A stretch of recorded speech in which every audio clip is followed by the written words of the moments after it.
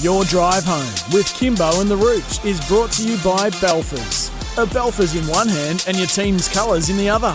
Belfers are for the game.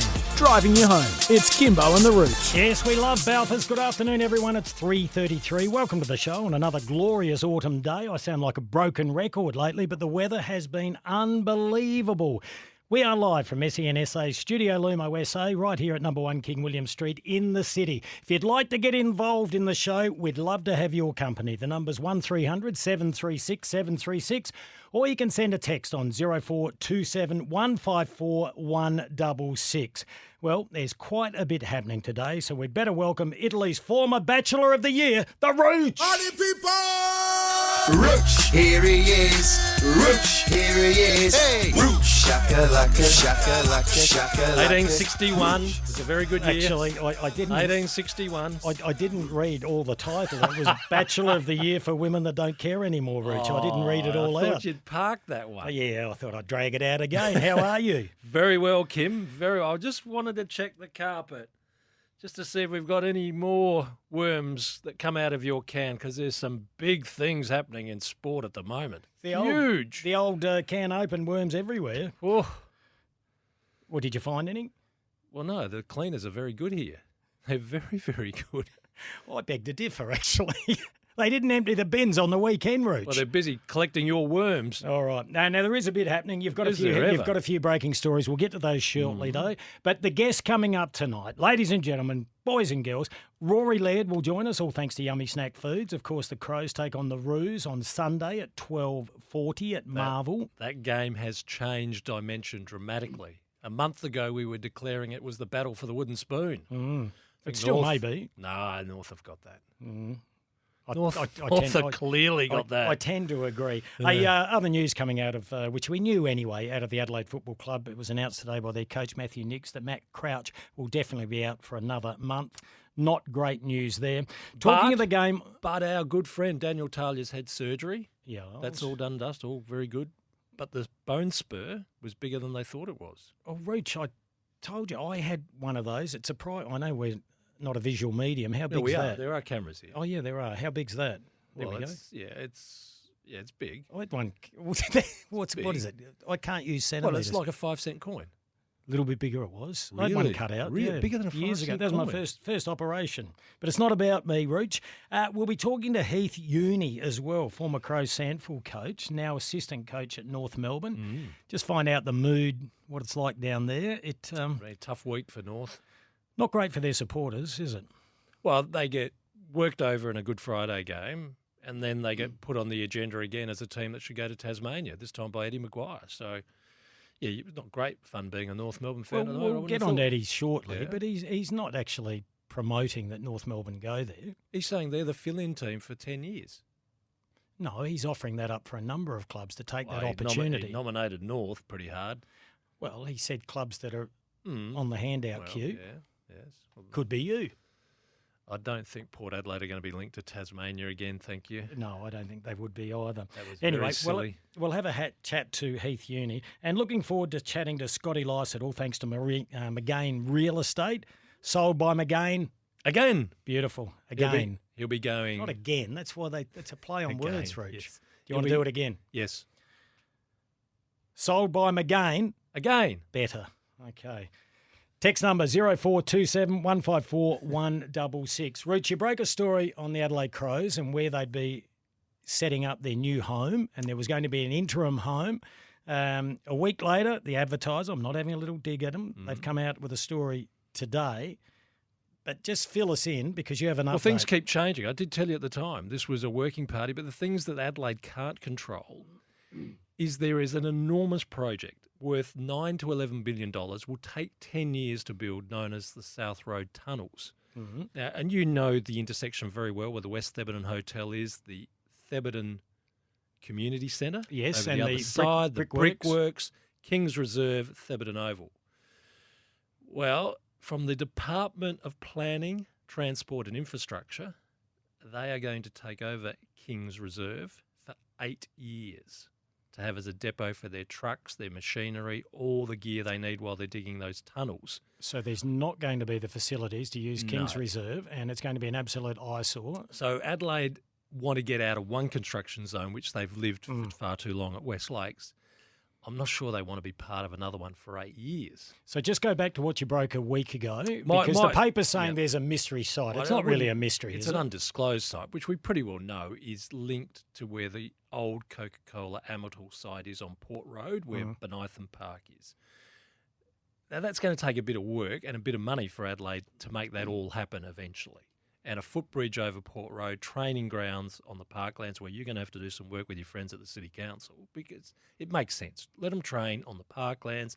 Let them have their infrastructure on the other side of Port Road. Beautiful tram line, 2 tram stops nearby. It all works perfectly. I don't like you associating me with the Adelaide City Council. But someone's got to sort them out, and you're the man who can do it. Yes. You might as well step up and do some work. I was going to say something in humour just then, but it'd probably get me locked up now. So look, it was good to go short-term Thebby, long-term Port Road. Now, if they're going to lose King's Reserve to turn into a depot while they work on those South Road tunnels for 8 to 10 years, they're going to have to look for some other spot. yeah, and you only want to make this move once. So, and I know it was going to be twice as a temporary. It's not easy to get space right on the edge of the CBD, Kim. That could have taken a bit of time, a bit of money, a bit of work. Point being, budgets are tough now at footy clubs. Point being, if they have to stay at West Lakes for another year, Good point. to get the prime position they want, to be on route to public transport, to be close to the city perimeter at worst, it looks like they're just going to have to wait. Doesn't mean that they can't lock in these sites. No, they've got to work hard to make sure they get this side of the west side of Port Road. So I suppose the bottom line out of all this is Thebby's a no-go. Yeah, that'll have a line drawn through it. Because they want 2 training grounds. I wonder how the Sandful probably doesn't affect them. No, because they can redevelop. They've got Thebarton Oval, which will be untouched. King's Reserve's the key issue for Adelaide. They needed King's Reserve because they've got an AFLW team, Sandful team, an AFL team, extra space they wanted for goal kicking practice, etc., etc. If they haven't got that second venue, well, they're better off staying at Footy Park, or what we know as West Lakes. Don't get involved in a construction site again, and get everything locked away on the west side of Port Road. Do the deal with the Adelaide City Council for 2 training grounds in the parkland. Get the footbridge built. Longer term, then, I mean, if you have a look at John Olsen's original plan, he wanted this all rocking and rolling within 2 to 3 years during his term. The council going to chip in with the footbridge, or the state government? No, I believe the developer's going to chip in with the footbridge. Is that right? Yes, that's not what Mr. Gerard, is it? No, there's another developer in that area, Kim, because that area there's got the brewery being refitted. Yep. The Coca-Cola Amatil site being refitted. There could be some other parcels of land that fall into this whole development program. So it's a bit happening there. Well done, Rooch. You're the best in the business at breaking stories. So we can put a line through Thebarton Oval for the Crows. It's 3:41. You can have your say on that. Our number is 1300 736 736. Text coming through already on 0427 154 166. Not about that subject matter, Rooch, just basically to take the P155 out of you. Old Chopsy from Cheltenham says, why don't the Redbacks get Roochie in as a motivational speaker? Well, Rooch, why not? It's very rare that I'll defend you. Why not? But I don't think they could do any worse. They've bottom the last 4 years. How would you measure me then? Well, yeah, good point, Rich. I'm trying to pre-read a text too because it's a long one. No, you're right. Shano from North Haven, he says, afternoon, boys. Oh, right, okay. We're going to get to we might go to some other news first that has broken today. Then I'll come back to this text because it's on our list and it's in regards to scheduling in the AFL. Okay. But there has been a big announcement of the Adelaide 36ers today. One of the big sporting teams of our town, the Adelaide 36ers, the basketball franchise, has lost Ben Kavanagh as chief executive. He's pursuing other opportunities elsewhere. Adam May is now the interim CEO. Could actually finish up with the job because they do actually value his work. But the name that could be approached, headhunted, is former Port Adelaide Chief Executive Keith Thomas. His name's popping up everywhere, Rooch. So it should. Does he want to keep working? Oh, now Now, does he want to or does he need to? They can be different things. Well, both. I don't think he needs to. I'm not sure if he wants to. I think his beautiful wife, Pat, would like to get him out of the house Yeah, every I can now and understand again. that, Yeah. but you get a break. Eventually, you need something to get the juices flowing. I would think it would fit him. All right, so that's a keep him busy chance. again. Yep. So watch that one. Before we get to the text from Shano, we're going to get to that, Shane.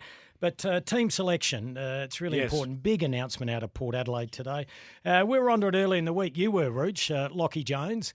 And we thought the man to go would be Peter Laddams. I think we called that a couple of days ago. Yeah, that was obvious. Yeah, it's panned out that way. This is what Coach Ken Hinkley had to say about Lockie Jones and his debut.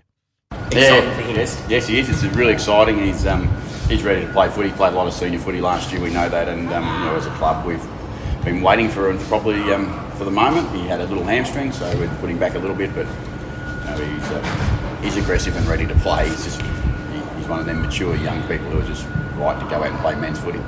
He's an emerging cult figure for Port Adelaide fans. He looks like he's ready-made for AFL footy, like Ken Hinkley said. He turns 19 tomorrow. He is a man-child. He is. More so than Brent Guerra, who was is. the previous man-child at Port Adelaide. So his 19th birthday will be celebrated with his AFL debut.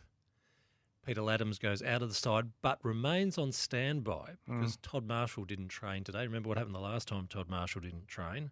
He didn't play. Yeah. This time he's rolled an ankle rather than having a back complaint. Well, Scott Lysett joins us after 5 o'clock. We'll pose those questions to him, all thanks to McGain Real Estate. What makes a cult figure, Rooch? Being one yourself. Oh, no, Kim, I'm not. No, you don't underestimate yourself. Well, You're a cult you can see figure. where Lockie Jones fits into everything about old Port Adelaide in the sense of just being tough, can go through with the hurly-burly of footy, looks like he's, like you described him, a man-child. It's And the he just mullet has- as well. Yeah, the moustache, the look. Yeah, he fits in perfectly. You can just see in our day it would be get a duffel coat and put his number on the back. And I saw him bouncing down the wing in one of the pre-season Yes. trials. If he'd bleached his hair blonde, I swear it would have I don't been think he Brucey would. Light. It would have been Brucey Oh. Light. Just that running style as well. There was a lot of shoulder movement. Right, Kim, imagine this Friday night. Two Bulls, Dustin Martin, Lockie Jones, approaching each other from opposite directions, and they just bounce into each other. The grandstands would just shake as well, wouldn't they? It'd be a beautiful thing. The only problem would be, Rooch, the umpire Oh, would blow the whistle Yes. through fear at just seeing a physical contest. Because it's a shock to the system. They think something's wrong now when there's body contact. I know I'm like a broken record. You built up Dusty Martin, though. This is what Ken Hinkley had to say about how they're going to deal with him. What I've noticed over the last 3 premierships that Richmond have won is Dusty's hard to match up on. He does some incredible stuff. I know I listened to Damien talk about him. He said Dustin pretty much does what Dustin likes to do, and so there's a challenge in that for the opposition. We're really aware of his quality, but we're all equally aware of the quality of the opposition as a collective. He gets a lot of opportunities because of his team, and we'll take our turn and we'll do what we can to limit his damage. He's a high quality player, but we're confident we can control their team, and he's a part of it. Left field, would Dan Houston go to him? Yeah, possibly. Lockie But Jones one goes to the halfback yeah, frame? Yeah, well, I asked Ken that, and he's sort of not sure he's totally sold on that theme. And hearing the way he spoke about that Dustin Martin challenge, Did Ken say if he had a Ryan Crowley, he'd no, but his answer will ensure that the carpet tomorrow morning doesn't exist anymore because there'll be a volcano. Because Kane just wants some hard tag on Dustin Martin tomorrow. I know, I agree. Bring back the tag. I don't know why it disappeared. Hey, Rich, we've got to take a break. It's 3:47. We'll get back with Shano's text from North Haven. The schedule has come out for round 7 and 8. No shock, though. Shane is not happy. This bet he is isn't. Kimbo and the Rooch. We're brought to you thanks to Balfours. No matter your club colours, Balfours are for the game. Your drive home with Kimbo and the Rooch is brought to you by Balfours. A Balfours in one hand and your team's colours in the other. Balfours are for the game, driving you home. It's Kimbo and the Rooch. Thanks for your company. 3:51. Just a reminder, from 6 a.m. to 8:30, Monday to Friday, Kane and Hazy doing a wonderful job, and you're a part of it, Rooch. I don't think they pump you up enough in the mornings. You don't think so? No.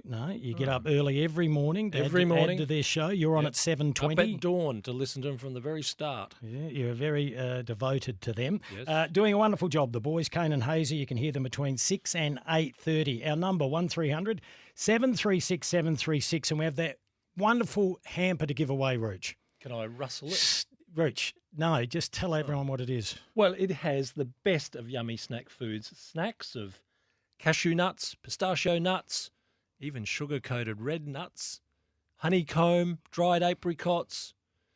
There's even those chocolate bullets, Kim. I know, Rooch. Sometimes And you won't let me have any of it. No, sometimes I think that you must have spent some time at NIDA and didn't listen when you were there. Your acting's very poor at times, wanting to hug a basket. $100 for the best caller. That's what the hamper is worth, all thanks to Yummy Snack Foods. Andy Trimboli and the team out there, they're absolute rippers. Big Rocco, he's a man mountain. And the laughing hyena, Scott the accountant. Oh, you've had another dig at him now. I said he's happy. Yeah, will he take it that way, though? Rooch, don't try and cause a little rift between You've us. caused all right? your own rift there. Let's move along. The AFL made an announcement today on rounds 7 and 8. Take us through it, and I'll read out Shane's text afterwards. Round 7 for the Adelaide Football Club will have a Saturday afternoon game against the GWS Giants starting at 1:40 p.m, while Port Adelaide will go to Brisbane to play the Lions at the Gabba as a Saturday night game, 7:25 Adelaide time. Oh, that's all right. That's prime time. Yep. What was Adelaide's again? 1:40 p.m. on a Saturday afternoon, which clashes with many, many things. Against? GWS Giants. GWS, right. Thank you. Here's the shock horror. Friday night football, round 8, May 7. Showdown. Richmond v Geelong, the grand final rematch at the MCG. And I don't see how Port Adelaide fans wouldn't be happy with this. They prefer Saturday night footy. And the derby, Port Adelaide v Adelaide, will be at Adelaide Oval at a 7:10 start on a Saturday. They usually like that, Port Adelaide fans, Saturday night footy. Well, maybe Shane from North Haven should give us a ring. Shano says, afternoon, boys. Yet again, the VFL is looking after their own, giving Vic teams the prime free-to-air slots. It's ridiculous that the Showdown yet again can't get the prime free-to-air Friday night slot. What do our teams need to do to get that coveted time spot? Well, I'll speak on behalf of the Crows. They need to be a bit better. But how are you going to beat out a grand final rematch? Yeah, you can't. We covered off on that on Tuesday, I think, Monday or Tuesday. When you looked at that round, it just stood out. Richmond v Geelong, Friday night footy, just fits. Yeah, but I'm with Shano. It has to happen at some stage. And you would prefer it when we could be guaranteed an epic Well, it Motlop goal before the siren. Josh Jenkins hit the post just before the sorry, Kim.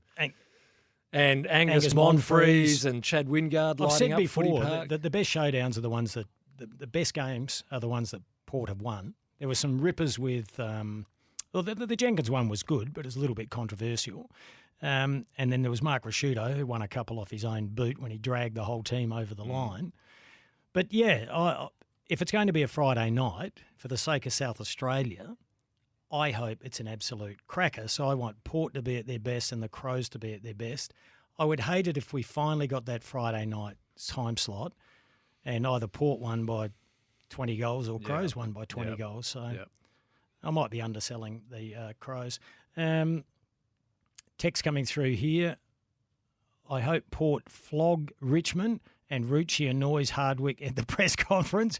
Can Rucci work the word cheese into one of his questions? That's Mario from Maslin Beach. Big fan of yours, Mario. Rightio. All right, there's your There's job. a all right, challenge. to get the cheese in there. Good on you, Mario. Very warped sense of humour. Here we go. I'm excited about Jones. Man-child he is indeed. Yes. Stole my thunder, Kimbo. Hope you blokes have a ripper weekend. Love the show. That's Graham from Brisbane. I'm excited about this weekend, Rooch. Tomorrow night's game. Sydney and Essendon. Saturday's game. No, tomorrow night's game. That's tonight. Tonight's a big one. Tomorrow, Port Richmond. Richmond, I'm yeah. excited about. I'm excited about the Crows girls taking on Melbourne. It's a big weekend. And I'm nervous about Adelaide and No, don't start getting silly on that game. Rooch, I'm a realist, all right? Well, you can't see there's a gap now between Adelaide and North Melbourne. I Significant gap. I think there is. We'll be positive about it. I wouldn't be putting a family member's life on it, Rooch. I think you're making too much of that game. Eric the Eel has sent a text. Hello, Eric. Eric loves you. Where does Eric live again? Cheltenham? Under the sea somewhere, in the sea, or in the river system. Yes. Yeah, no, he doesn't have a suburb. It's just Eric the Eel. Port should be fresh as a daisy after last week's bye. Yes. All right, got another one here. Haven't very pre-read good. these. Very good. Mark from Tassie. We love it when we hear from Mark. Kimbo Rooch, good afternoon. Can you tell me how Lockie Jones was linked to the power under the NGA rules? That's the Next Generation. His Indigenous Academy. Heritage, York Peninsula, and that is the zone Port Adelaide has for its NGA academies. Let me finish sorry. bloody text. I've never heard how. We all heard about Borlace and how he is linked to the Crows, but I've never heard about Lockie. Well, they are. Indigenous Heritage, York Peninsula, and that is Port Adelaide's NGA zone. All righty. Another one here, Rooch, before we hear from Matthew Nix. G'day, boys. What are the Adelaide Crows AFLW? What? Going to play their game? Stuart, where? I'm presuming that is. What are the Adelaide Crows AFLW going to play? Come on, Stuart. It's going to play, not gonna. I'm presuming you're saying where are they going to play their games. It's being played at Adelaide Oval at 1:40, is it, Rooch, Saturday? Yes, but And if he's asking long term, this brings up the issue that you spoke about off air during the week. If we expand the AFLW and then have to find where it fits in the calendar, we would think Norwood Oval would be the appropriate place as a summer venue for the AFLW, wouldn't it? We're going off track, but if that's what Stuart meant, what I believe should happen, they need to have their own time slot. So it should be a summer sport and the game should be played at night. Well, it'd want to be played at night. You wouldn't want hot day sport, would you? Well, that's why I said it, Rich. They'd be up against BBL, but you've just got to live with that so people can make a choice. Same broadcaster?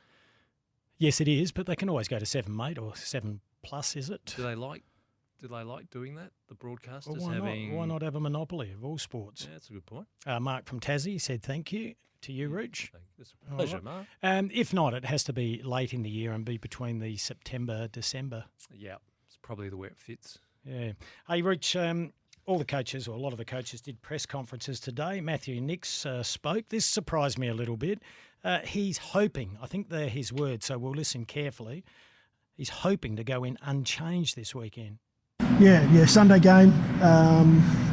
We'll probably make those calls tonight, though. We'd like to go unchanged if we can, but we've got to wait on a couple of things. You know, we like when the team perform and everyone's part of that performance, that we can stick with the guys we had in. We've also got some guys that are playing some pretty good footy below, in Fog, that we'd love to get in at some point, but it's now a matter of how do you do that, managing through the season. It's a long season, so we'll keep an eye on a couple of those. Interesting. Last week, when he was talking about possible changes, he threw out the name Himmelberg, and we thought maybe Frampton would go out. Billy's had another quiet one. It's 2 in a row. If he gets a reprieve, he has to make it work this week. If you can't perform well against the worst side currently in the competition, you're in the fertiliser. He didn't mention Himmelberg this time. He mentioned Fog. Is there any element of doubt going on here in terms of fitness? Well, there's a concern about Tommy Lynch. He's had some toe problems. Let's have a listen. Yeah, he's one. Tom Lynch is, it looks like Tom will be fine. We just limited him today, just managed him through a session.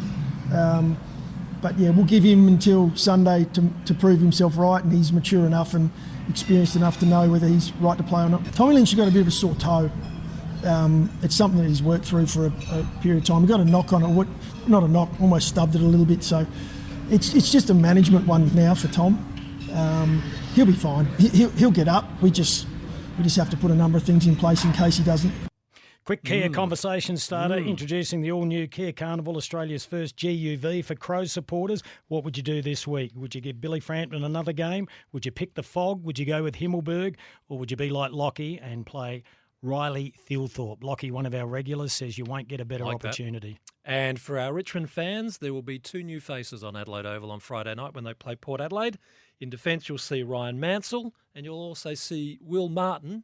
But will he be famous as Dustin Martin eventually? Interesting lad. He captained Brisbane's academy side in 2019. Same spelling as Dustin in the Martin, or is it with a Y? It's with a Y. Oh, that will make it distinctive. Yeah, more like the Damien. Very good. cricketer. Very good. You remember? Yes. All right, got to go to the 4 o'clock news, Rooch. Balfours in one hand, your team's colours in the other. Balfours are for the game. On the other side of the news, a former Adelaidean, Heath Uni, now assistant coach at North Melbourne. 4:04 on a Thursday afternoon. Kimbo and the Reach with you, brought to you by Balfours. No matter your club colours, Balfours are for the game. The texts are running hot, Rooch, on 0427 154 166. Are you nervous about Adelaide and North Melbourne because there's a fair bit of inside knowledge that's in David Noble's hands now? No, he's been gone now. Heath Uni was only there last year. Yeah, or they'll certainly have a lot of intel on the Adelaide Football Club. So what makes you nervous? Look, I think that they should win. I think it just makes me nervous being around football for a long time, Rich. And expectation will be something a little bit new. And teams, when they've been bitten, have to respond. Yeah, and there has to be a response from North Melbourne. And so they're going to have to do the hard work for the first half. And then hopefully they'll be the superior side, Rooch. Interesting. We are live from SENSA Studio Lumo SA. A text from Shane again, who said about the draw and the VFL. He says, I don't have an issue with the Saturday time slot. It's 100 times better than the 4:10 p.m. on a Sunday. I think we all agree with that. I just feel it's time our state marquee games deserves national attention. It's the same as the derby in the West. They get, in my opinion, the worst time slot. Yeah, I think the tide's turning, Shano. I do agree with you there, though. Our next guest is Heath Uni, North Melbourne Football Club assistant coach. I think we got him on the line now. How are you, Heath? Hey, fellas. Thanks for having me on. No, our pleasure. We're looking forward to having a chat to you. How's it been at North Melbourne? Forgetting the tough start. Yeah, look, I've really enjoyed the challenge, to be honest. Spending numerous years at Adelaide and obviously going through some ups and downs there and just a fresh start working under, Nobes, who I knew previously. Great opportunity for myself to challenge my own coaching and a fresh start for me and something different. So I'm really enjoying it, regardless of what's going on, obviously, with the results.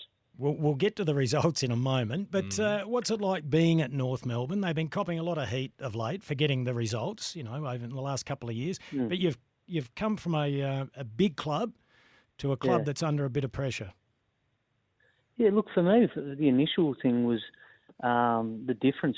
When I first got here, obviously 150 years of existence, you could sort of feel that coming from Adelaide, where no fault of its own, 26, 27 years old. The difference in that, you feel straight away like it's one of the traditional clubs that are still at their original venue of Arden Street. So you could feel that in the history. So that was probably the big change for me, albeit coming from South Australia, where it's a two-team town and the pressure of being that. That was probably the first initial difference that I felt.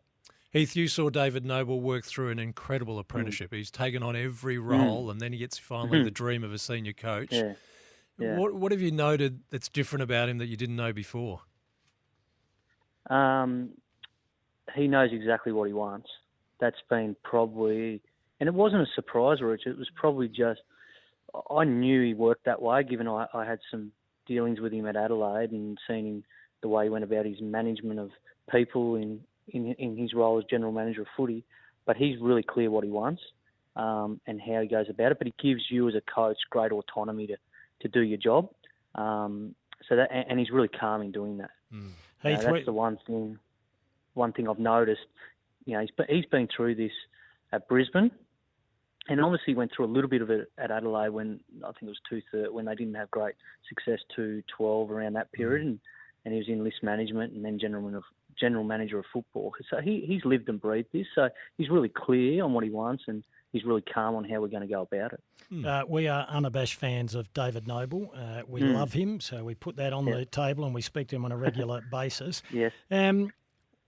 You get beaten in the first game by Port Adelaide, where you had a reasonable start. There were some promising sides. Then you get absolutely flogged by a huge margin last week, 128 points. The week prior to that, you come out, and I think everyone falls for it. You say, this is not what we stand for. You hear Jack Zeeble, you hear Nobes, and then you give another shocking performance.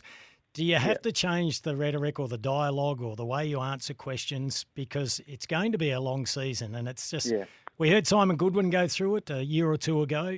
If you keep saying we don't stand for it and we'll show a response and you don't show a response, where do you go from there? Yeah, look, for me, like I come from Adelaide last year where they were 0-13. So I know exactly how it feels to be at a footy club that's not performing to the level that you would like. It will turn, but there's no secret to this. It's hard work. It's getting on the track, and it's not feeling sorry for yourself, but really having a clear understanding of what hard work and what training looks like. And then for the playing group, or for us coaches to give the playing group real clarity around what that looks like, both collectively as a team, but also individually. And I think irrespective of the results, we have to stick to that process and not deviate, because one thing that I've seen and experienced, whether it's a player in the sample a long time ago or more recently as coaching, is that if you deviate from that plan, the players get even more confused. So, as I said before, Noves is really clear on what that plan is and how we go about it. We've just got to give the players clarity. And then it's their responsibility, fellas, to turn up and bring effort and an attitude to compete. Let's be really simple. It's a competitive game. Heath, we've seen teams that get triple-figure losses and they debate how to deal with it. Either you really confront it, do the hard review, or whether you just pack it away, don't let any blame games begin. How did you handle it at North Melbourne this week? We didn't pack it away. We were really clear on what we're going to show them, what's going to be acceptable and what isn't to play AFL footy. The players were wonderful in that review. They were part of the review. It wasn't an I tell. It was, let's look at this. What do we think? What are we going to accept? But the most important thing, Rouge, I think, is you've got to give them a solution and how you're going to get out of it. And ultimately, that's, as I said before, clarity amongst all the confusion and all the dialogue. It's giving them clarity and being consistent about how we're going. And ultimately, you've got to go and train it. But they've got to have clarity and a solution-focused approach to get out of that. So what is the solution to get 4 points, and what is the main focus to beat the Crows? Yeah, well, it's an interesting one. I've come from there, so they're playing really, really well at the moment. And they're just playing simple brand of footy. And knowing being there previously, you got to match them in the contest. And their scoring from stoppages is right up there. It's in the top 2 or 3 differential in the comp. So you got to match them in the contest, and they've always been renowned for their contested stuff. So you got to get in there, and then against them at the moment, you got to defend strongly against them. And you'll get opportunities the other way to try and score against them back the other way. But first and foremost, the game doesn't change. In the 150 years, it starts at the contest, and they've been terrific at that, and they're getting the ball forward, and obviously Tex and the forwards are getting great opportunities. Heath, you're known for your honesty. When you left the club last year, do you think Tex's days were numbered? I thought they weren't numbered. I can be a little bit biased, but I thought if he... And I spoke to him honestly at the end of last year. If he trained hard and put a good pre-season in, and I think he looks like he's done that. And talking to him, only 3 weeks ago, he's got his body in really good shape. I think whether it's his last year or not, I'm not sure what he's thinking. But if it was, it looks like he's playing really free. I think the game rules have allowed him, or bring his strengths back into the game. So. Ultimately, he's got himself fit and he's firing. And from a friend who sits afar now, I've been proud of the way he's gone about it. I just hope he doesn't kick another 6 this week, fellas. Heath, there was a lot of commentary last year when the North Melbourne list was pretty well cut away. A lot of experience was taken out of it and go with very young players. How challenging is it to deal with inexperienced but ambitious players? Yeah, look. First of all, I can't comment too much about that. It was done before. Obviously, David and I got here, and John Blakey, the list management team had made a decision they're going to, rebuild from the start, rebuild from the bottom, and that can sometimes take its toll on your younger playing list.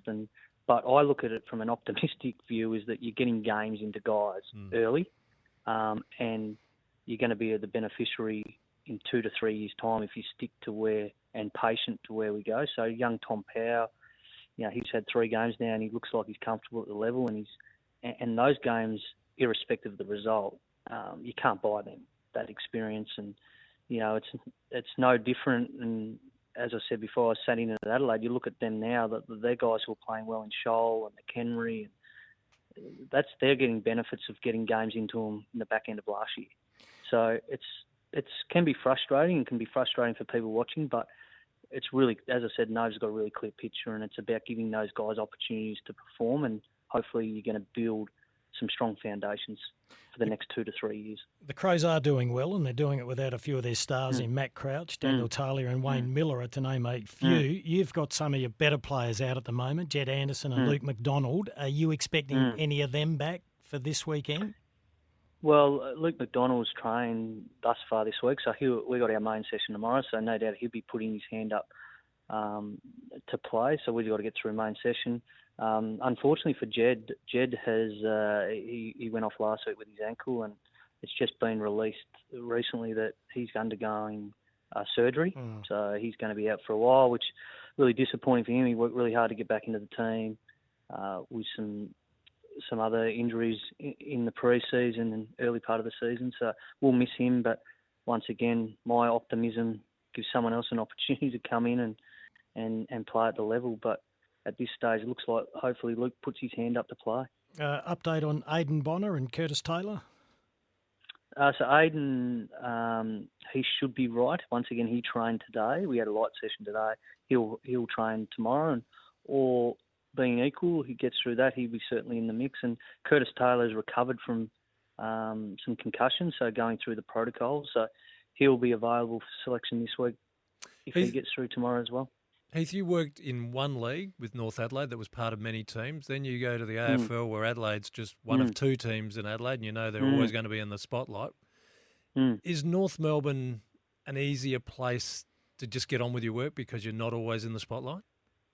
Yeah, it is, and that's the reality of having it. People think, and I'll be brutally honest, coming to Melbourne thinking, I had this perception, is that you come to Melbourne, it's a big footy town, but there's 10 teams, and whereas Adelaide, it's 2 teams, and the spotlight's on both teams, and you guys in the media, you know that as well as anyone. Whether you're someone working in the Sandford team or working as a head of development in Adelaide, people always want to talk to you about it. Ultimately, I'm just a small fish here in a big pond, so I can go about my business, albeit the pressure's still on to perform. You want to do really well as a footy club. That doesn't go away. The amount of work you put in doesn't go away. But you can go about your business a bit freer, given there's 10 teams. And that perception was, I didn't think that would be true coming to Melbourne, but it is. I now look at the time in Adelaide, and wonderful times, but geez, it can be tough there for both teams. So passionate. I love it. It is so passionate, but it can be sometimes difficult. Heath, let me give you an easy one, all right? We know Taylor Walker's going well. You've coached these boys I'm about to mention. Who would you pair up with him? Billy Frampton, Darcy Fogarty, Elliot Himmelberg, or Riley Thilthorpe? Given you know them all. I don't know Riley, but I really like what he does, and I was fortunate enough to sit and interview him. I'd love to see Riley Thilthorpe play. I know I've coached against him for 2 years, so I know what he can do. Whether they go that way, if I'm sitting in Nixie's office with him, it'd be hard to change your team right at the moment ahead of the ball, given their results. So I really like Riley, the way he goes about it, and I think he's going to have a wonderful future. So I'd nearly put him in, to be honest. Yeah, we're getting a lot of texts expressing the exact same sentiment. So, hey, Heath, really good to have a chat. We're glad you're enjoying it. Send our regards to Nobesy. He's an absolute ripper. Look, we hope you get within 10 goals. Kimbo, Rooch, hey, thanks for having me on. I wish you all the very best, Heath. Yeah, Reaches in your corner. Don't worry about that. Good on you, fellas. Thanks for your support. Thanks, Great Heath. chatting. No, I love it, Heath. Hopefully we'll talk again. Interesting, isn't it? I think most of the footy world, and we know the preparation wasn't 100% perfect for Riley Thilthorpe. There were a couple of little niggles, but there's no better time, is there? Well, when you compare it with Fremantle as well, which we've gone through, it's a solid block of 2 games because we don't want the Darcy Fogarty moment again, do we? 1 week in, out, in, out, whereas you can get... Well, sometimes you have to when you're young. It happened to Taylor Walker. People criticised But Neil you can see the Craig. benefit of 2 solid games for him now, couldn't you? I just like the next month of football. You're having an each-way bet. You read through the next 4 games for Adelaide. No, I only read through the next 2, actually. Who comes after Fremantle? No, you read out earlier in the week. Oh, yeah, Giants. Yeah, but then there's a derby. Well, that'll be great experience as well. Well, by then you'll have 3 games under the belt and be going very nicely. Yeah, well, it mightn't matter what we think, Rooch, No, it because won't we matter heard what from we the think. coach. He's keen to go in unchanged. There's a question mark over Tom Lynch with a sore toe. Yeah, but he led us astray last week. He did. Can he not be trusted, Rooch? Is that what you're saying? No, I'm just saying maybe we read in too much to what he says. All right, you can have your say. Hey, we talked about who would you put in. Now, this one's from Brad. I'm a Port supporter, but honestly, I watched South versus the Crows last weekend. Fogg wouldn't get a game for the South Reserves, barely cited, but bit rich by Nick saying he's in form. Get Riley Thilthorpe in. Everyone wants to see the number 1 pick. There you are. The number 2 pick. Yeah, number 2 pick in the end, Yeah. was, wasn't he? Mm. All right. Yeah, I agree with you, Brad, but maybe we're just all a little impatient. They're trying to look after Lad. He's going to be around for a long time. Fingers crossed, Rooch. He is a very, very important bit of talent for the Adelaide Footy Club. All right, Rooch. First ever number 2 draft pick, highest Yeah. draft pick for them. We need Good to West take- Adelaide lad? Yes, you finished? Yes. We need to take a break. 1300 736 736. We have that wonderful hamper to give away worth $100 worth of yummy snack foods. It's an absolute ripper. Well worth winning, or you can send a text on 0427 154 166. Eddie Maguire, you said that he's suffering relevance deprivation. Well, he's used the time well, hasn't he? Is he auditioning for another role, perhaps? Well, I Kim? think he wants to be the CEO of the AFL. He made a good fist of it last night on Footy Classified. We're going to have a listen to a couple of things that he proposed after the break. This is Kimbo and the Rooch.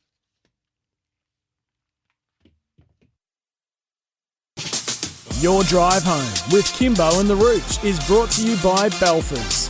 A Belfers in one hand and your team's colours in the other.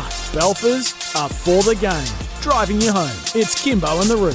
424. Really enjoyed that chat to Heath Uni. Knows his product, doesn't he? Indeed he does. They've got a big challenge this week because they have to get North Melbourne rebounding after a horror result against the Western Bulldogs. And they have a very much in-form Adelaide coming to Marvel Stadium. Yeah, these things are cyclical, Rooch, so they'll have their time again, the Roos. North, absolutely. Yeah, but it might take a few years. Rory Laird coming up after the 4:35 break, Rooch, but let's go to the phones. And we've got Mark at Richmond. Hello, Mark. G'day, Rooch. I'm going to say, isn't it good to see West Ham in the top 10? Oh, in the top fourth on their way to Europe. Ask him how Crystal Palace is going. How are they going? Not too well. Kim, how's Crystal Palace going? Not too well. They're my side, Mark, but I don't know a lot about them. They're the Eagles. Yes. Hey, Rooch. That's why. Oh, look, I'm an Eagles man from the old I days. know. Hey, Rooch, I want to tell you, like with West Ham, remember all those years, how many managers they went through to get somebody? And going way back, the best players I reckon West Ham ever had was Trevor Brooking and the great goalkeeper Mervyn Day. What They were about two Bobby good guys. Moore? You can't forget Bobby Oh, Moore. yeah, sorry. Well, Bobby Moore.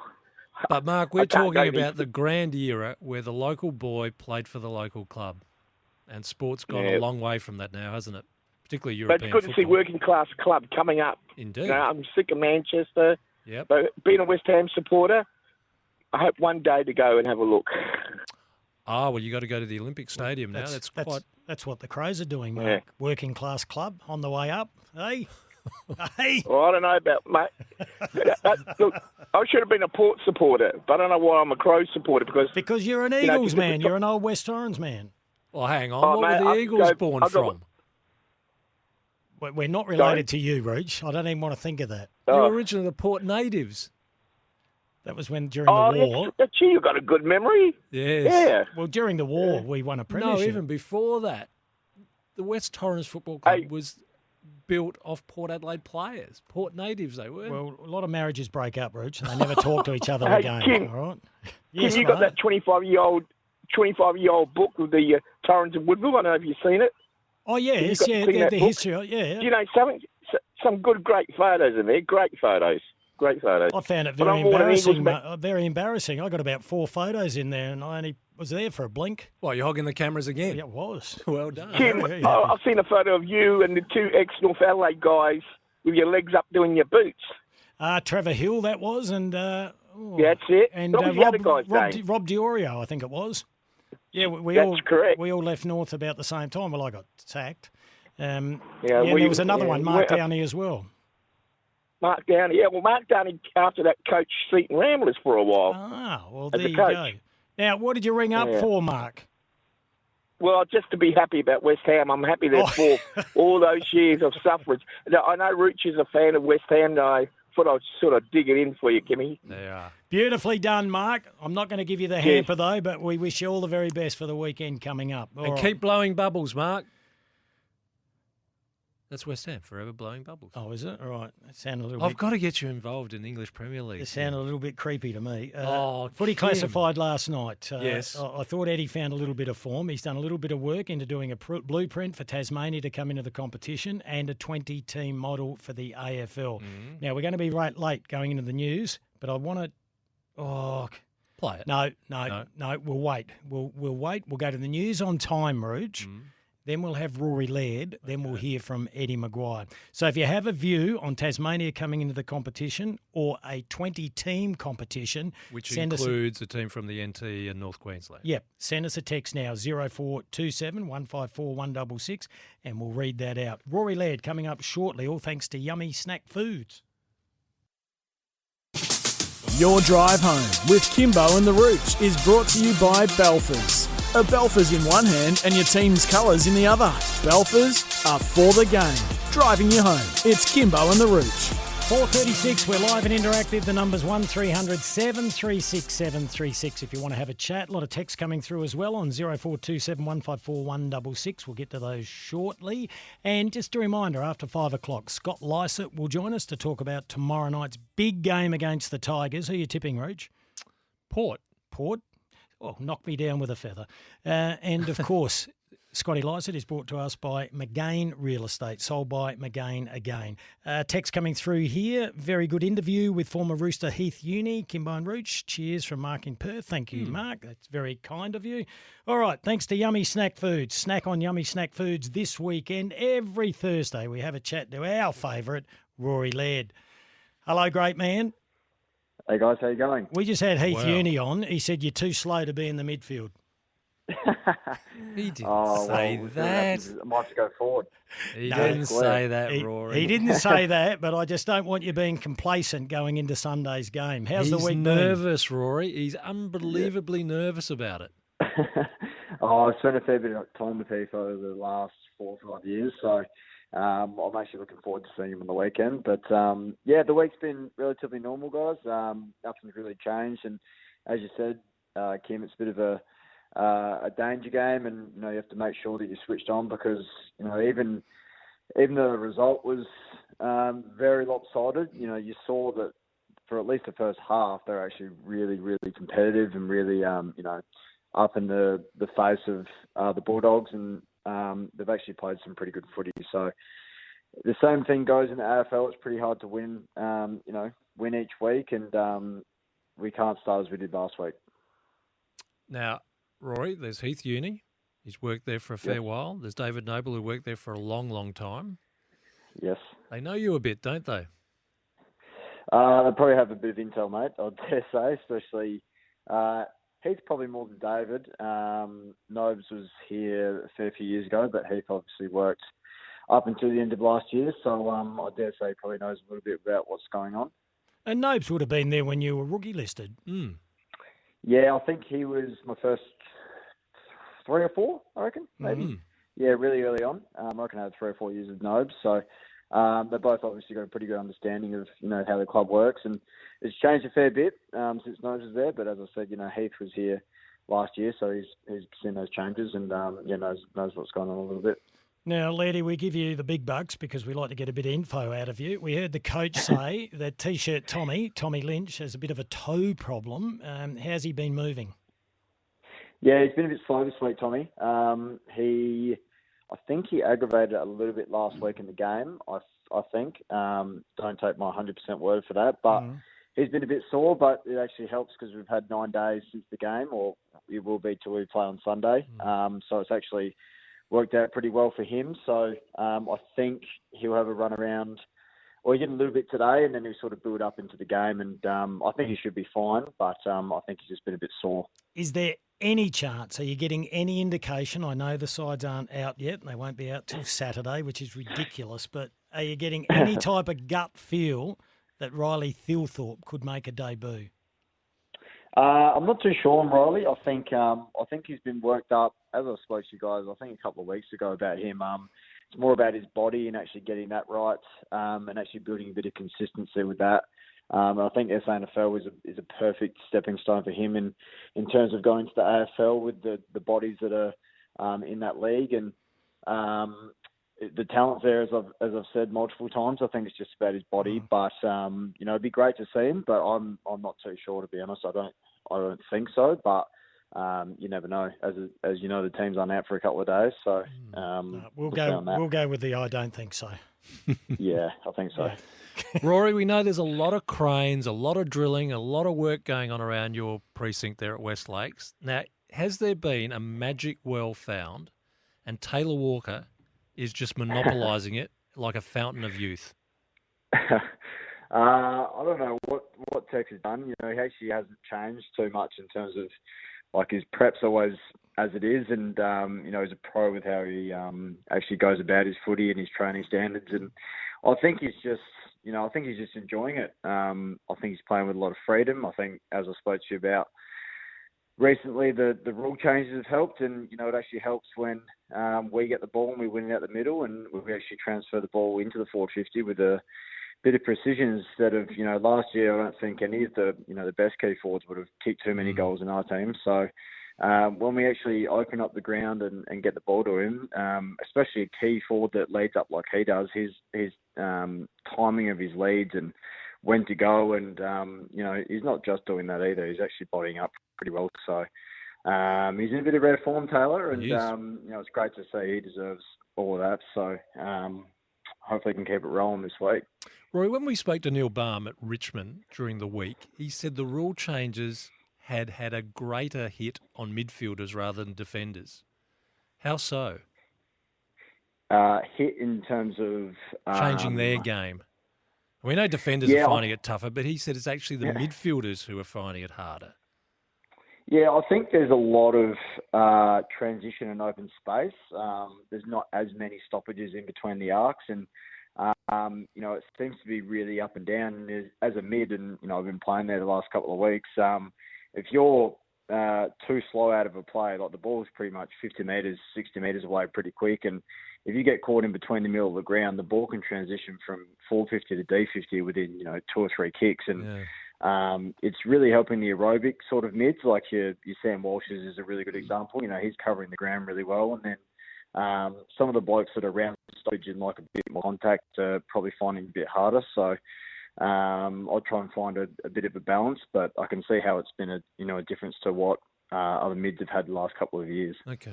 Hey, Brody Smith's back to his 2017 form, 775 metres gained. I know a lot of that's from the kick out, but gee, he looks in red hot form at the moment, and if he continues that along with Paul Seedsman, that'll go a long way to keeping you in that top 8.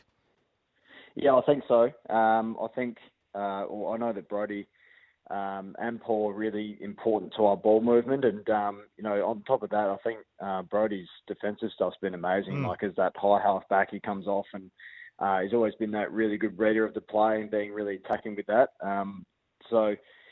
With our ball movement, I think that really helps him and Paul as well with that link up, and as I was sort of alluding to in the last question of the extra space around there, and you can't move off the mark, so there's a lot of lanes and passages for these running players to be able to link up and carry, and I think you can see the form of both of them early in the year. They're really enjoying that as they cover the ground so well. So super important to our side, and along with Tex and some of the senior players playing really well, I think it helps the younger players around and play up to what they are at the moment. Rory, of those younger players, who's making you take notice of them for the way they go about it on the field?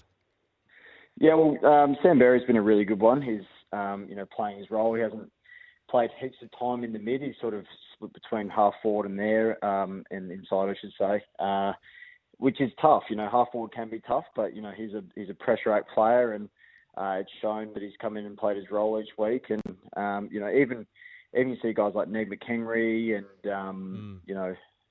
Bill Frampton at times has been, once a bit of continuity and a bit of freedom's allowed to be played, and within the team, it shows that players can actually play with a bit of natural flair. Sort of last year, it was very, hard to do that. When we A, didn't have the ball, and B, we weren't getting it forward. So I think most of the guys that have come in have, really stepped into playing their role, and I think that's why we're, sitting 2-1 at the moment.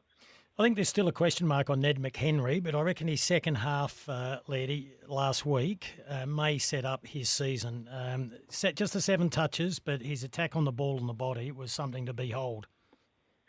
That's the thing with Ned. You know that the work rate will be there. Like he's a running machine, and B, he tries to be a lot of places at once. And I think once he sort of understands, he doesn't have to run an extra 2 or 3 Ks, but if he runs, the smarter patterns, he might actually get to the fall of the ball at times a bit more and get involved. But, we love what he does in terms of, as you said, the pressure, getting out players and being able to cover the ground and actually test out the opposition defenders when, he's running back to goal. And he can be a live wire up there for us and a bit of an energy spark as well. So, I think as he gets more comfortable at the level, he'll realise, how to get in some more dangerous positions and, hopefully keeps kicking some goals.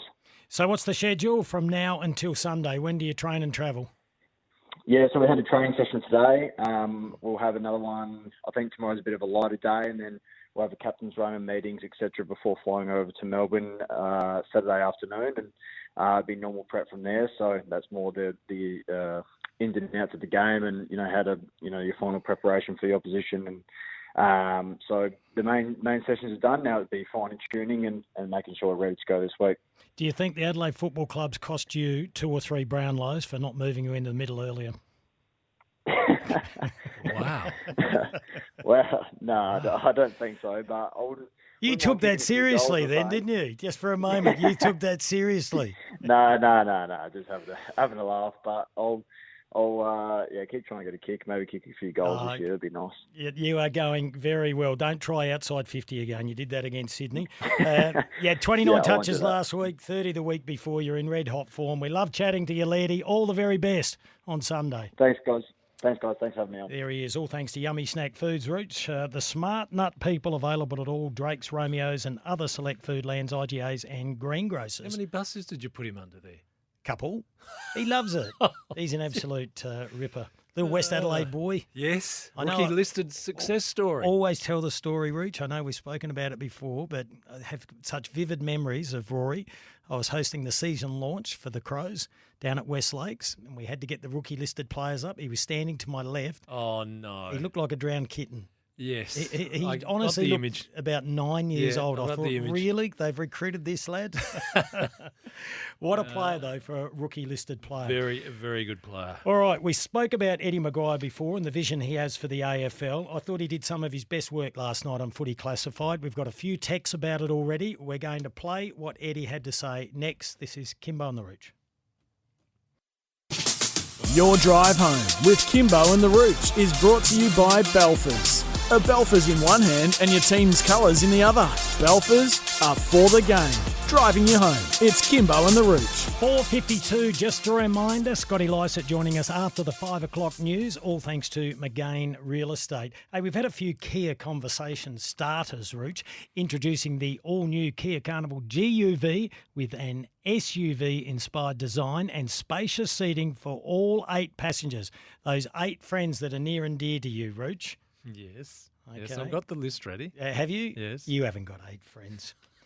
A conversation starter. This is a beauty, and it's been talked about for many years, and that is, should Tasmania have a side? Indeed. I thought Eddie Maguire did some of his best work last night when he unveiled his vision for the competition to be a 20-league team and how they should get a team in Tasmania. Now, we've split this up. It goes for about just over a minute. Let's have a listen to what Eddie had to say regarding Tasmania.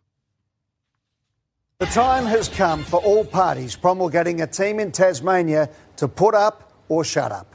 You can have a standalone team in the AFL competition in 2028. But from this year, you need to contribute not $10 million, but $20 million per season, indexed forever. You also need to hit the federal government up for a further $20 million forever. The AFL will be in for a similar amount, and you'll need to find another $10 to $15 million in commercial profit to make this work. You need to build pathways, scholarships and talent programs to contribute at least 6 players per year into the AFL draft by 2028. You are averaging 2 at the moment. Sandringham Dragons average 6 from their catchment area, so it's not too much to ask. Tassie must commit to being an AFL state. Premier, you need to decide where your ground will be. That's your call. But it needs a roof. Simple as that. It can't be just a footy team. It has to be a life force for the Tasmanian community, for football, for cricket, for concerts. Let's be serious about this. And if you want to be on Friday night football, you have to have a roof on your stadium. You don't want to be the last game on Sunday. It defeats the whole purpose. That was How part much of it. a year? I can't get my Did head you do around the calculations? Yeah, I can't get my head around the 20 million every year. Is he actually saying there? Is that code to say, Tassie, you can't afford an AFL team? I don't think so. I think he's passionate about them getting a team, but he's saying you need to get serious and get proactive and not just hope it's going to happen. But he's saying you got to get your state government to put up 20 million a year, every year, indexed. Well, yes, that staggers me. Not qualified to speak on that, Roach, but the blueprint for how they should go about it in terms of developing players now and setting a target of 2028 I like, and the vision, if you saw it last night, for where the stadium should go in Hobart, which will be a massive battle, given the Premier of Tasmania, I think, is aligned more to Launceston. It's something for them to work out. But it needs to be in a prominent position like Adelaide Oval. And there's a text that's come here, Roach, once I get your opinions on that. I think Tassie is owed a team. This is from Tom from Norwood. There was an argument that spectators didn't rock up to certain games, but as a Crow supporter, if there was a West Coast Brisbane game played here, I wouldn't go. You need a local team to get behind. You can't base it off current numbers. This is one of the rare cases of if you build it, they will come. If there is a concern around number of teams in the AFL, I say get rid of Melbourne, a Melbourne team, to balance the numbers. Well, on the last point, I do not like any proposal that kills off clubs. You do not make the game stronger by cutting bits out. You make it stronger by adding to it. And I'm not accepting the argument that we haven't got enough players in Australia to go with a 20-team competition. I know Kane's got that concern. Do we have enough depth?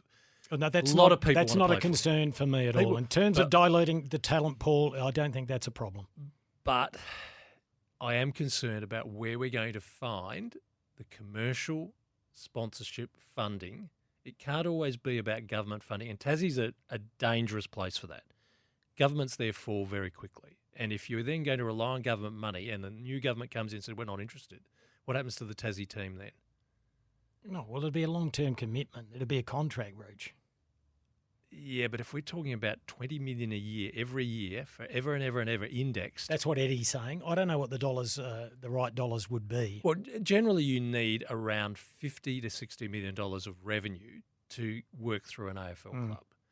You're not going to make that surely off membership and attendances at games. No, you have your corporate sponsors, and there'd be plenty of people that like to get involved. There's a lot of money out there, Roach. I think his point is very clear at the start. It sounds a little crass, but it's put up or shut up. If you want to be a part of it, this is what it costs to run a club in the AFL system. And do you know what? Find a way of generating that money. And do you know what some fine Tasmanian people will say?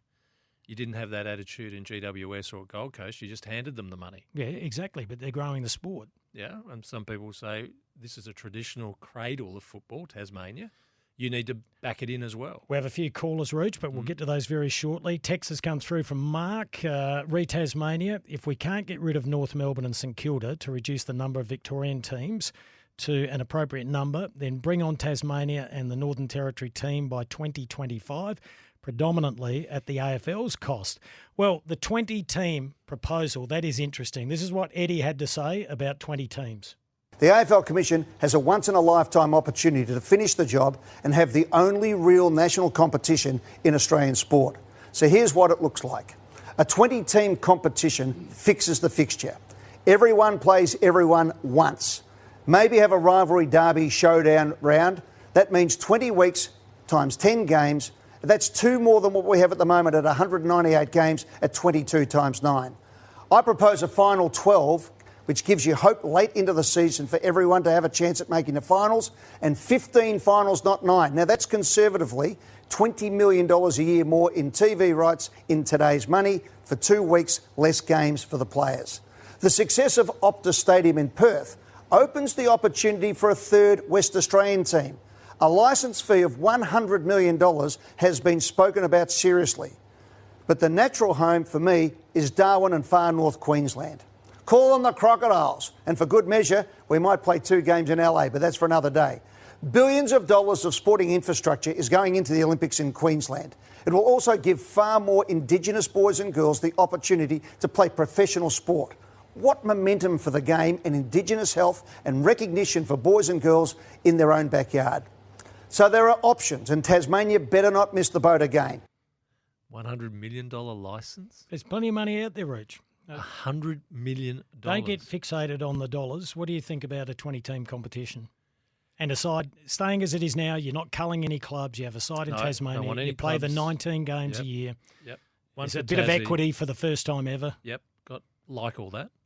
We can debate how many teams you want in the finals, how you do the final system. That's all for later. But 20 teams is fine by me. Now, we're going to go to Stu. He's been waiting really patiently. The cynical side of me, we've been saying that Eddie's auditioning to be the next AFL CEO. We've got a text from Brad. Make sure we sort out the prison bar jumpers before Eddie becomes the boss. Yeah. My God, save of us, that flog takes over. Let's go to Stewie. Hello, Stuart. Thanks for waiting patiently. Pleasure, gents. Rooch, Kimbo, how are you both? Good, mate. Long time no chat. Happy New Year. Just quickly, I know you want to talk about Billy Frampton. How do you feel about Tasmania and a 20-team comp? I tell you what I feel more strongly hearing those words from Eddie, and that is a subtle pitch setting the subliminal message that he's going to lead one of those clubs. We were thinking bigger picture. That. We were thinking sure that he'd that. like to be the CEO of the AFL, but I'm not sure that'd happen. Would you want to be an AFL commissioner? Potentially so. Yeah. But I can see this turning into the Eddie show, and who better than Eddie with the connections and the name and the resources to get this thing off the ground, and more importantly, make it successful. Yeah. Anyway, just a buy thought. Yeah, no. Look, I like his vision. I'm not qualified to speak on all the numbers, but I like the vision. And as the great late and great Colin Hayes says, the future belongs to those who plan for it.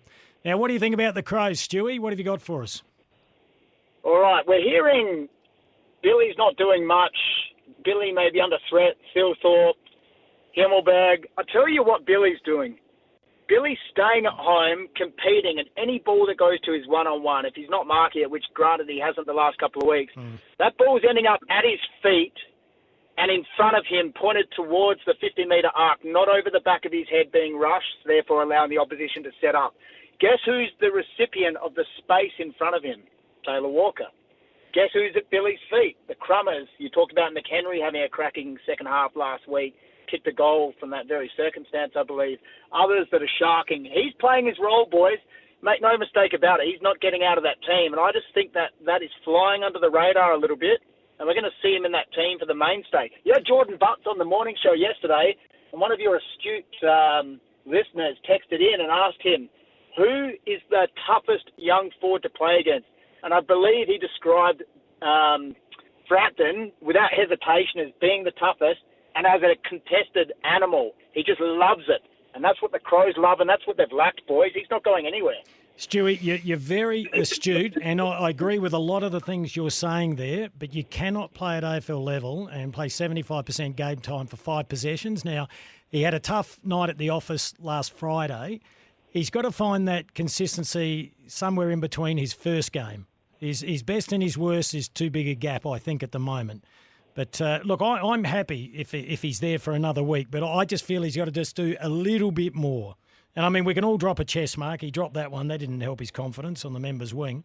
But we'll watch with interest, Stu, because there's a few people wanting that spot, which is good for the Crows. 100%, boys. Competition breeds success. And if they've got people lining up behind him, it keeps him on his toes. Good on you, Stewie. Always love your input. We're 3 minutes late for the 5 o'clock news. Nearly 5 minutes past 5. Kimbo and the Rooch with you. Scott Lysett coming up very shortly, thanks to McGain Real Estate. McGain Real Estate, sold by McGain again. Interesting chats. A good call from Stewie regarding Billy Frampton. And I can see where he's coming from. I think he needs to do a little bit more. I agree. And a great text from our good friend Billy from Queenstown. AFL CEO ? Referring to Eddie Maguire. I hope he'd do a better job than he did as Channel 9 CEO. Well, there's a few people that maybe share that sentiment. Maybe AFL Commission more so than AFL CEO. Yeah, what we're hearing, Rich, and what you're hearing, we don't think that Richard Goyder would endorse such a move. No, we can't put words in his mouth. I don't think that sort of aligns itself. But I think he can cope with Eddie on the commission. We'll see. All right. We'll see. Going to speak to Scotty Lysett very shortly. Todd Gray coming up as well. We'll have some tips thanks to Greyhound Racing SA. Hey, last night at Angle Park until they do all those renovations. Yes, and they go Gawler Murray Bridge, don't they? Yeah, Gawler and Murray Bridge will take over for a few months. So where do I go for a free feed now? Well, Rooch, why are you looking for a free feed all the time? You've been doing it all. Put your hand in your pocket. Fair dinkum. Otherwise, I'm going to send Scott Lysett around your house to... Well, he owns half of Woodville. Beat some common sense into you. He owns half of Woodville. He's not short of coin. I tell you what, he had a tough day at the office last week against the old Nick Nat as we welcome Scotty Lysett to the show, all thanks to McGain Real Estate. You knew it was going to be tough, Scotty. Yeah, guys, good day. Thanks for having me. We knew it was going to be a tough ask going over to Perth. And, geez, didn't we find that out on the last weekend? Oh, they jumped you. It's never easy when the opposition controls the ball. I think a bit of an aberration, that game, but it was interesting. You had your tactics to take on Nick Nat, and he looked like he was trying to do the military two-step with you. He was coming in from all different angles. Yeah, well, as I said last week, Nick's an experienced player, and he's had to adapt to a lot of different tactics that players have used against him. And, I tried the best I could in the centre bounce. I got over him on a couple of occasions, but there's no one really in the competition that can stop Nick. And, there's things that I'll take out of the game that I'll do next time. And there's some things that I know that didn't work that I won't do. So hopefully we'll meet him again in the finals time and I can turn the tables. Scott, is he the best ruckman, Nick Natanui, for connecting with his midfielders? Yeah, look, I think it's pretty obvious that his connection with his mids and, just the leap that he has, and obviously he's got soft hands, so it's quite a weapon for them to use, and they use it really well, and it's hard to stop when they get up and going. So, as I said, I'll take some things out of the game, and positive and negative, and just look forward to the next battle now. So we have to move on pretty quick. So we've got a 6-day break, so we just take the learnings out of it and move on. Talking of the positives, a massive night tomorrow night for one young man. We call him the man-child. Lockie Jones will make his debut. Give us your take on young Lockie. Yeah, Jonesy, wrapped to have him in the side. He's a 19-year-old mature age man, so all the boys are stoked to have him in. You could see when he walked into the club day one that he was just about a ready-made AFL player. So he's hard at it. He's a country boy like myself. We have a lot of, similar interests and are quite similar and ecstatic to get out there and hopefully we get the win for him. Scott, if Dustin Martin and Lockie Jones were running at each other from opposite directions, who would bounce off the other better? I hope we see that because I'd love to find that out myself because Lockie won't die wondering, and I think if they both go flat out at each other, there'll be sparks flying off each other, I think. So they're both hard nuts, and I do hope we see that. Hey, Scotty, you mentioned about being country boys. Of course, he's from Yorks. Just got a text coming through saying, off to Yorks for round one of the York Peninsula Footy League. Been over a year now.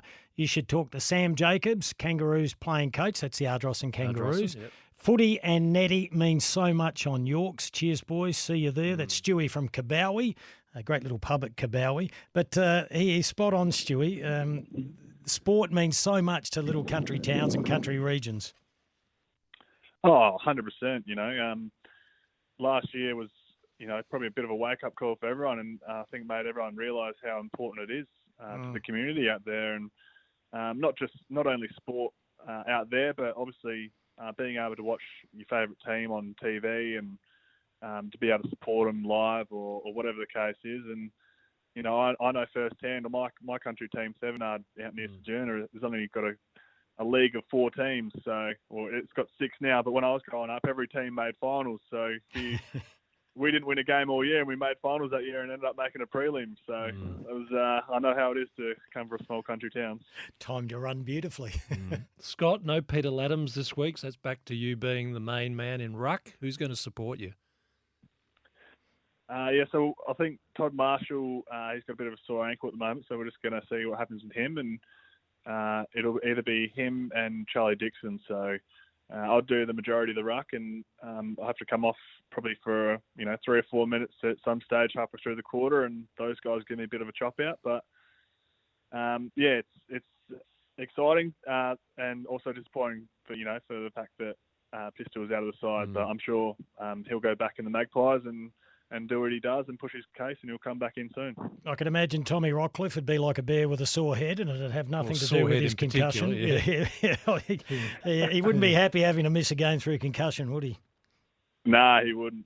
But I saw the contest when he actually got knocked out, and he was hard at it, typical rock style. And he would be a little bit disappointed missing, but because I'm sure he'll have his hand up to play this weekend, but he has to follow the protocols now with all the protection of the head and concussion. And he's fine with all the rules. I think all players are mindful now that you have a life after footy, and he's got a young kid, and he wants to make sure he's right for his later life as well. So I think it's a good thing. And another on the way, Scott.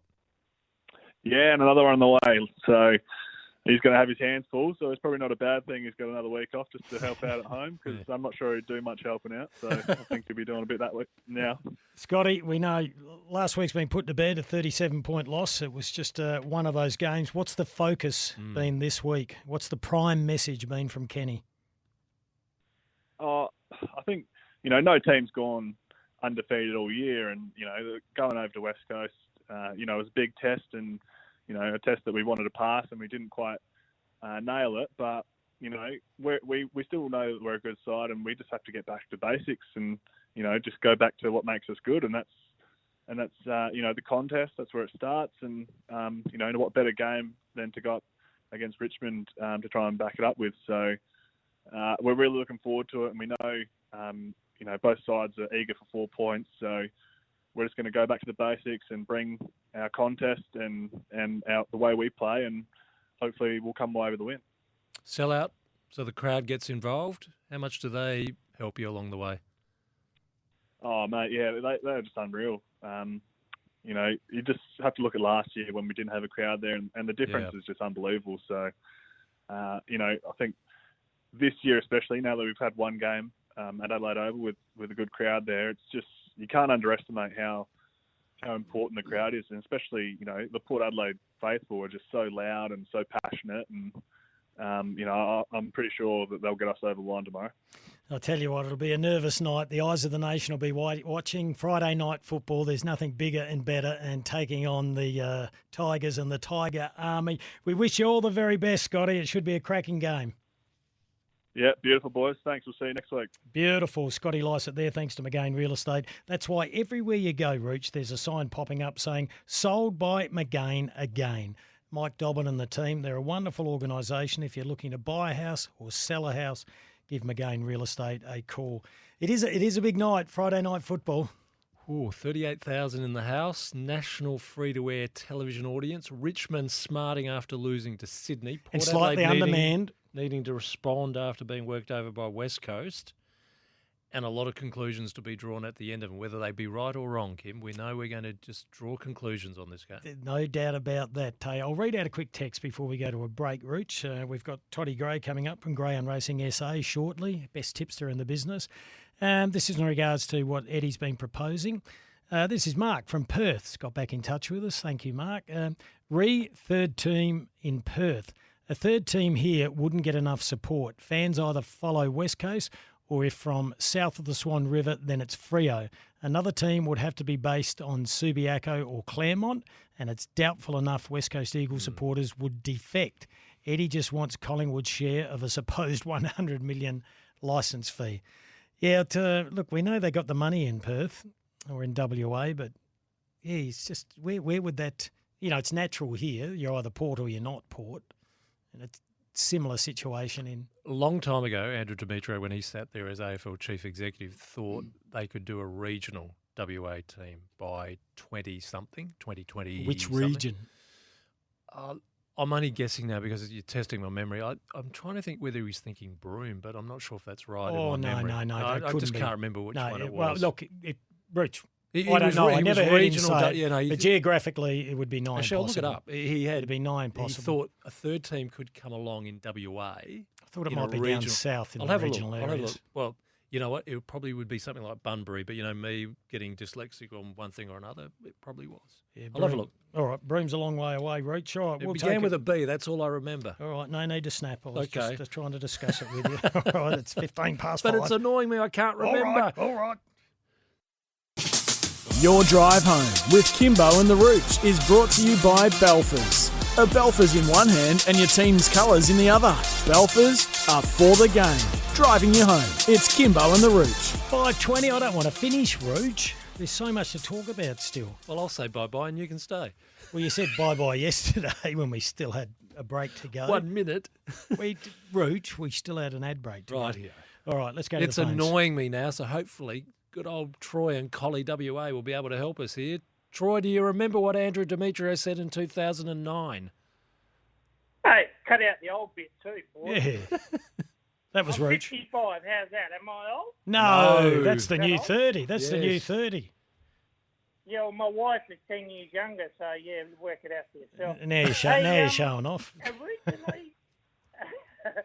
Originally, I thought it was Mandurah, but if you boys have been over here recently or have heard, Mandurah's basically a suburb of Perth. Yeah. But I'm pretty sure Bunbury in the southwest, which is 200 k's south of Perth, it only takes an hour and a half once you get on the freeway. Yeah. The only thing is, Troy, when I look it up, 2009, when Andrew Demetrio put it on the agenda, he said in WA's north.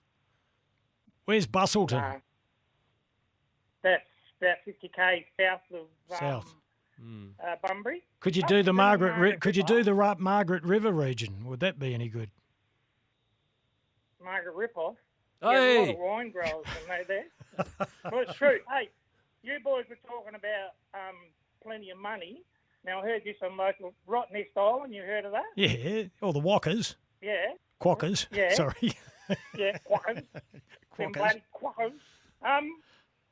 For clamping, 4 nights, $6,000. For 4 nights accommodation. Yeah, $6,000. I said again. Oh, Yeah. okay. We won't be going So, there then, will we, but, Troy? yeah, well, 2009 and 20, what, that's 12 years. I think in about another 10 years, they said the Bunbury surrounding area they have probably close to 180 to 190,000 people, plus all the others. They're probably about 250,000. They probably could support it. What's the biggest regional But area there to is the plenty north? of money here. Pardon? What's the biggest regional area to the north? In the north? Yeah. Well, right up north, it's probably around Gelton and that, but they Okay. haven't got the population Rightio. there. Troy boy, it's purely a hypothetical. It's not going to happen. It's not going to happen. Oh, really? Look, I we- don't care either because I'm going to stay Port Adelaide, so I don't care. Well done. Good on you, Troy. Love your input. We've got to go greyhound racing now. Todd Gray's been waiting patiently. And all thanks to Greyhound Racing SA. Angle Park 8 at the Dogs. Your chance to win dinner on us. How are you, Toddlington? Yeah, not too bad, lads. Don't mind waiting patiently when I got the old tail between the legs after last week's performance. Yeah, we weren't going to bring it up. It was damn terrible. So let's move to the positives. Tonight, best bet. Best bet, lads. I've actually got 2 tonight and a value bet. I'm going to spoil everyone a little bit. I couldn't decide between these 2, so for those who like them at a little bit more odds, I like race 12, number 5, Sweet Rose. Very simple. I just think she goes straight to the front and wins this. She's, funnily enough, got a very good strike rate from the gut draw. So boxes don't matter, plus you can't get into trouble when you lead. So she's around about the $3 mark, so she's the first best bet at a little bit of odds. And for those who like him nice and short, I do think race 9, number 8, Jack Swell will win. Look, he's only $1.80, so he's tomato sauce odds. You're not really getting spoiled, but I think he's probably the one bet moral if anyone just wants one. He's a champ, this dog. It's a good field, but he loves box 8. He loves Angle Park, and I've been singing this dog's praises since day one. He is a future superstar. So the odds on, he's probably the absolute lock of the night for anyone who just wants one. And one at a little bit of each way for you boys. Race 4, number 6, Shadow Burner. We've thrown him out a few times. He owes us nothing. He got the cash about 3 starts ago, but 15 to 1 when probably the last time I was really up and about. He's about $8 tonight and $2.30 to play. Look, he goes well, but he's going to find traffic early. He's not very fast early. He storms home. He's going to have plenty of bums in front of him, but with an ounce of luck, he'll win, and with a minuscule amount, he'll definitely run a place. So a little bit to win and more to place, I say. Okay, 3 dividends in that race. There are 3 divvies, so the bronze is okay. Beautiful. Okay, best bet race 9, number 8, Jack's Well. Value bet race 12, number 5, Sweet Rose. Big value bet race 4, number 6, Shadow Burner. And it's the last night at Angle Park while the renovations happen. It is, lads. We'll be gone for about 4 months at the moment. There'll be a few more meetings at Gawler and a few at Murray Bridge while Angle Park gets the full facelift. Good on you, Toddy. Well you don't need one of those, that's for sure. We love your work, Greyhound Racing SA. Angle Park 8's at the Dogs. Your chance to win dinner on us if 3 or more dogs from box 8 win. Rooch, we've got 1 minute now. We've got 55 seconds left. Tonight's game, Sydney and Essendon at the SCG. Which are always crackers because they're quite a rivalry, that one. But Yeah. you would think the way Sydney's playing at the moment and the uncertainty we've got out of Essendon, you'd go with the Swans. Well, you would, but you hit the nail on the head. They've had some great games, some real upsets there. So you're expecting another one? Well, just sort of having a look. Heppel comes back into the side. Franklin comes back into the side. No, you'd have to stay with Sydney, wouldn't you? But if you're really brave, that could be the big upset. Hey, Rich, we'll do it all again tomorrow. Looking forward to it. We'll have all the assistant coaches on from both Port and the Crows. And we might have Daisy Pearce too, if she's got back to us. We're still Big trying. AFLW preliminary final weekend. Yeah, it's going to be huge. Have a great Thursday evening. May your team win. Good night.